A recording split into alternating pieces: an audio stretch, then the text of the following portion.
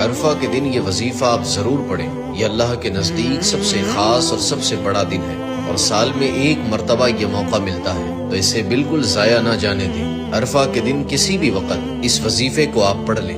बड़ी से बड़ी हाजत, बड़े से बड़े काम के लिए ये वजीफा बहुत मुफीद है। अव्वल आखिर एक एक मर्तबा दुरूद पाक के साथ बीच में आपको 41 मर्तबा इन्नल्लाह अला कुल्ली शैइन कदीर, इस दुआ को आपने पढ़ना है और फिर अल्लाह से आपने दुआ करनी है। इंशाअल्लाह वो दुआ उसी वक्त उसी जगह कबूल होगी। और हर किस्म के काम के लिए हमें व्हाट्सएप पे राब्ता करें, इंशाअल्लाह आपकी ज़रूर मदद की जाएगी।